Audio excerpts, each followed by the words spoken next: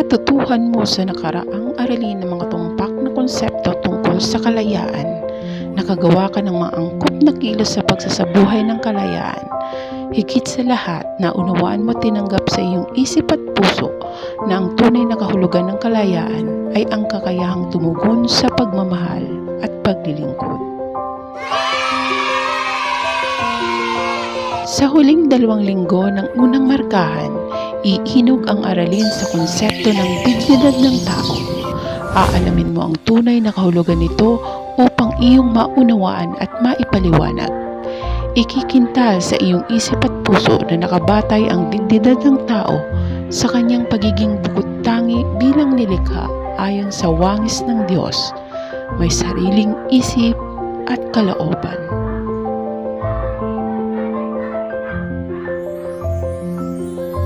Tulad ng mga nasa larawan, titingnan mo ang kasalukuyang realidad at ng kalagayan ng tao.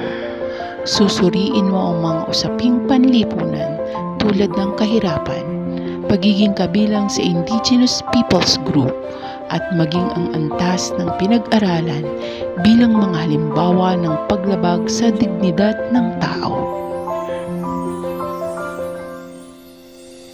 Gagabayan ka nito sa pagkakaroon ng realisasyon tungkol sa kahalagahan ng dignidad at pagrespeto ng bawat nilalang sa kapwa, anuman ang kanilang kalagayan sa buhay at maging kaanyuan. Paano ba nalalaman kung ang isang tao ay may dignidad? Lahat ba tayo ay mayroon nito? Naritong muli ang inyong ESP Guro, May Pedragosa. Simulan natin ang pagtalakay. Ang dignidad o dangal ay nagmula sa salitang Latin na dignitas, katumbas ng French na dignity. Nangangahulugan ito na likas at hindi na kailangang paghirapang halaga ng tao. Bawat isang nilalang na tulad mo ay may taglay na dignidad, anuman ang iyong pisikal na kaanyuan, mental na kakayahan, material na kayamanan, antas ng pinag-aralan, o pangkat na kinabibilangan. Nagmula sa Diyos ang pagkakaroon mo at ng ibang tao ng dignidad. Ito ay isang espesyal na handog na ayon sa filosofiya ni Santo Tomas de Aquino ay ang pagkakalikha sa tao ayon sa wangis ng Panginoon. Bukod tanging mga tao lamang ang biniyayaan ng kakayahang mag-isip at kumilos ng may kalayaan. Nakaugat din sa dignidad na ito ang maliwanag na katotohanan na ikaw ay natatangi, naiiba o pambihira o unique sa Ingles. Sa paanong paraan ka nga ba nagiging natatangi? Ano-ano ang mayroon ka na wala sa iba? May 2 katotohanan kung bakit maari mong paniwalaan at tanggapin na ikaw nga ay natatangi o pambihira. Una ay ang iyong kakanyahang unrepeatable at ang huli ay ang kakanyahang irreplaceable. Ano ba ang ibig sabihin ng unrepeatable? Ikaw at ang lahat ng tao ay unrepeatable o hindi mauulit.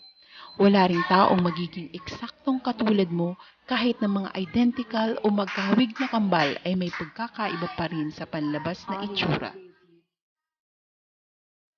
Ikaw, katulad ng iba ay irreplaceable o hindi kayang palitan. Maaaring magkaroon ka ng kapangalan, kapwa na may kaparehong kakayahan, kahinaan, hilig o interes, ngunit hindi nito magagawang palitan kung sino ka at maging ang iyong buhay at kasaysayan. Ang dignidad ay hindi nawawala sa sino mang tao. Bawat nilikha, normal man o may kapansanan o kakaibang kakayahan ay taglay ito. Maging ang mga taong makasalanan o masama ang ginagawa ay hindi pa rin nawawala ng dignidad bilang tao. Nananatili ito sa kanila, ngunit nangangailangang mapunumbalik sa tulong ng sarili, pamilya, kapwa, lipunan, paaralan, simbahan at iba pang institusyon. Naniniwala ka ba na ikaw ay may dignidad? Ating limiin sa pamagitan ng awit na ito. May mga paraan upang maipakita ang pagpapahalaga sa iyong dignidad at maging sa iyong kapwa. Ilan sa maaaring gawin ay ang mga sumusunod. Ipakita ang respeto sa iba, pakitunguhan sila kung paano mo naistratuhin nila. Maging magalang sa pananalita, iwasan ang mapanakit na pahayag. Igalang ang pananaw ng iba, huwag ipilit ang pansariling opinyon. Magpaabot ng tulong o suporta sa anumang kayang paraan. Mag-isip muna bago magpasya at kumilos. Tingnan ng kapwa bilang kapantay, iwasang maging mapangmata.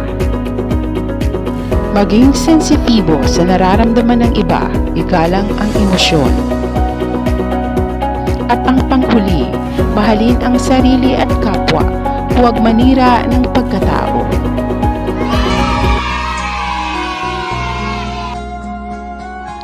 Bawat tao ay may dignidad. Hindi ito nawawala anuman ang iyong karanasan at kalagayan sa buhay. Ang iyong dignidad ay nakaugat sa iyong pagiging nilikha na kawangis ng Diyos.